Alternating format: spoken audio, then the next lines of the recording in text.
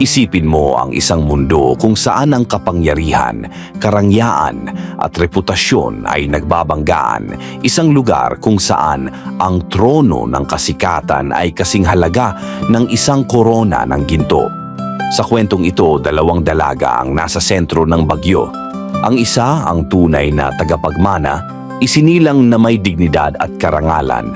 At ang isa pa, isang mapagpanggap na reyna na itinayo ang kanyang kaharian sa kasinungalingan at panlilinlang. Ito ang kwento ng drama, tunggalian at mga lihim na unti-unting mabubunyag. Sa loob ng prestihiyosong paaralan, susubukin ng mga samahan, ilalantad ang mga sikreto at iisa lamang ang maaaring mamuno.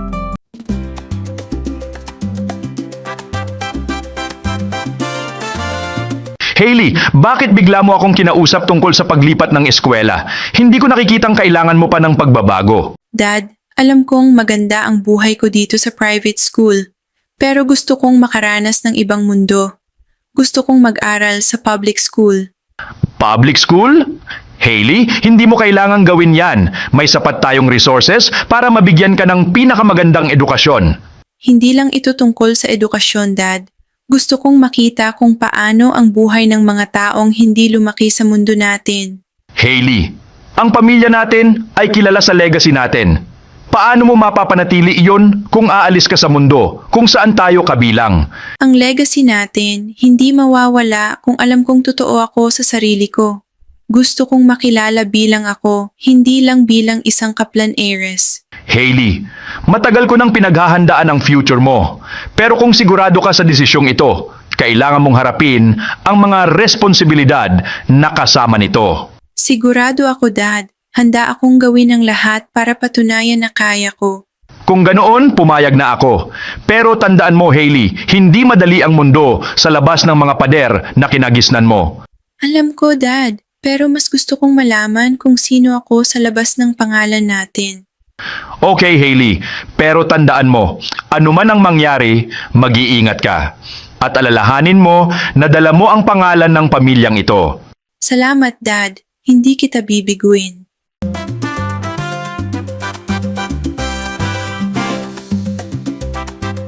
Narinig mo ba? Darating daw ang Kaplan Heiress ngayon? Grabe, hindi ko akalain na mag-aaral siya dito. Oo, nakita ko nga sa post kagabi. Anak daw siya ng bilyonaryo. Sobrang sosyal siguro nun. Sino kaya yon? Sigurado akong ibang-iba siya sa atin. Baka hindi tayo pansinin.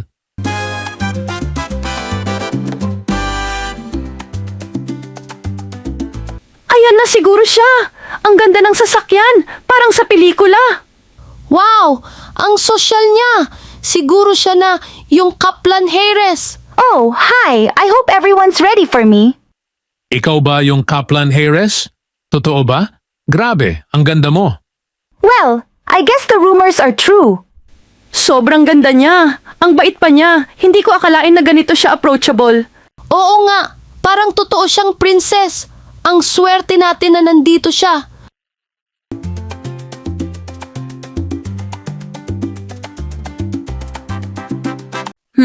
Mukhang nag-umpisa na ang drama bago pa ako dumating. Sino naman yon? Parang bagong estudyante rin, pero hindi mukhang espesyal.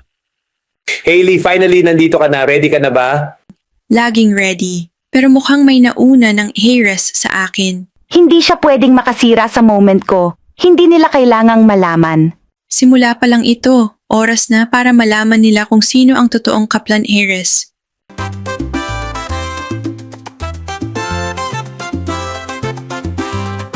Grabe, Candice. Ang dami nang humahanga sa'yo. Lahat gustong maging kaibigan mo. Huwag naman kayong ganyan. Normal lang ako, pero hindi ko sila masisisi kung gusto nilang maging parte ng mundo ko. Normal? Candice, you're literally the Kaplan Heiress. Ikaw ang definition ng perpekto. Sino yung bagong girl?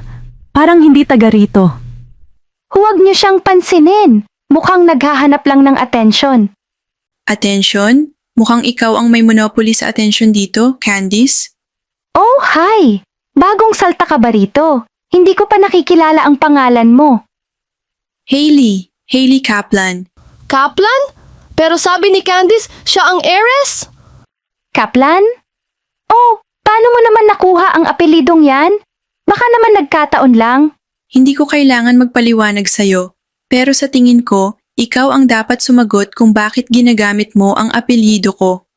I guess mistaken identity lang, Hailey. Pero don't worry, I'm sure walang maniniwala sa kwento mo. Funny, kasi mukhang siya talaga ang legit, Candice. Anong plano mo ngayon? Wait, Candice. Totoo ba to? Akala namin ikaw ang... Huwag kayong magpapaniwala agad. Hindi porket sinabi niya, totoo na. Alam mo, Candice, hindi ko kailangan ng validation. Ang totoo, lalabas din. Handa ka na ba? Siguro kung may problema ka, pwede mong ayusin privately. Hindi ito ang lugar para magdrama. Walang drama rito. Oras na lang ang magsasabi. That was intense. Mukhang alam niya na game over na siya. Mag-uumpisa pa lang ang laro, Zoe.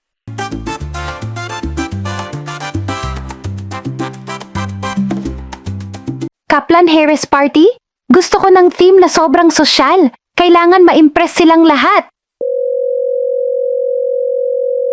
Hello anak, bakit ka napatawag? May kailangan ka ba? Ma, pwede ba akong magpa-party dyan sa mansyon? Alam mo na, may image akong iniingatan. Dapat grand para maniwala silang ako talaga ang Harris. Haha? Candice, siguradong sigurado ka ba? Hindi mo ba naiisip kung paano kapag nalaman nila? Hindi nila malalaman, ma. Basta tulungan mo ako. Gusto ko flawless ang party ko. Ang mahalaga, mukhang akin ang mansyon. Ano ba tong napasukan mo, Candice? Paano kung malaman ng amo ko? Pwedeng-pwede tayong mawala ng trabaho dahil dito. Ma, konting sakripisyo naman. Para rin ito sa atin, di ba? Pag nagtagumpay ako, wala nang maid-maid sa pamilya natin. Basta sabihin mo sa mga tao sa mansyon na aalis kayo sa gabi ng party. Ako nang bahala sa lahat. Hindi ko gusto tong plano mo, anak. Pero sige, gagawin ko na lang para sa'yo. Pero tandaan mo, kapag nalaman nila, ikaw ang mananagot. Thanks, ma. Alam kong maaasahan kita. Gagawa ako ng party na hindi nila makakalimutan.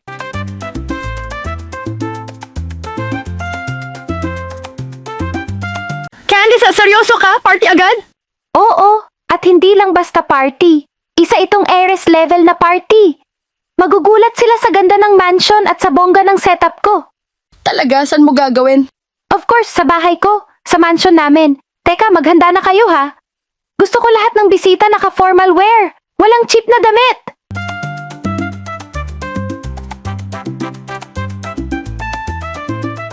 Hailey, natanggap ko ang report ng eskwela mo. Mukhang maayos naman ang naging simula mo. Oo, Dad, pero marami pa akong kailangang ayusin. Medyo interesting ang mga tao roon. Interesting. Anong ibig mong sabihin? Wala, Dad. May mga taong masyadong mahilig sa drama.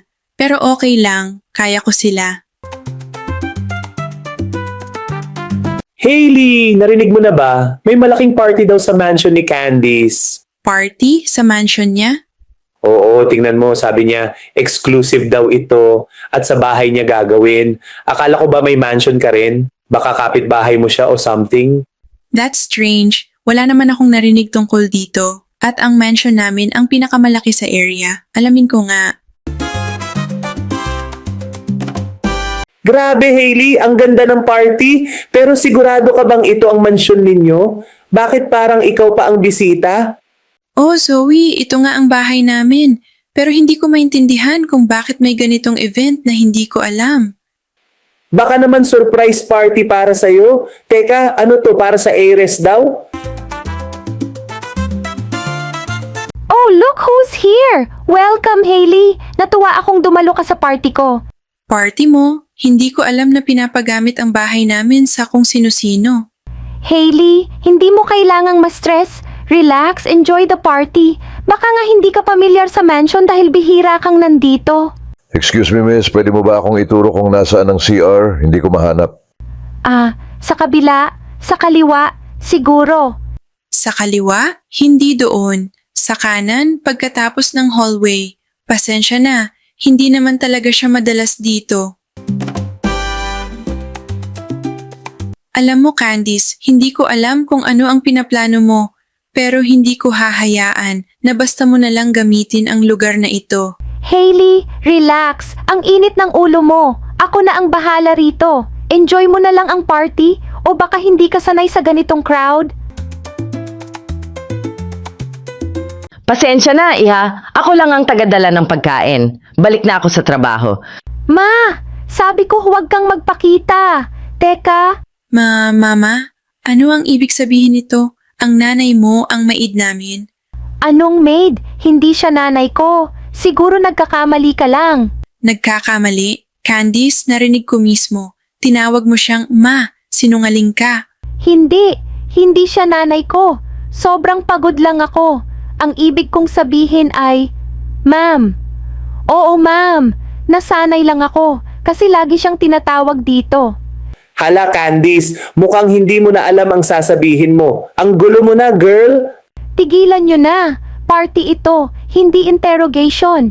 Hailey, kung may problema ka, sabihin mo sa ibang araw. Huwag kang mag-alala. Malalaman din ng lahat ang totoo at hindi mo magugustuhan ang mangyayari.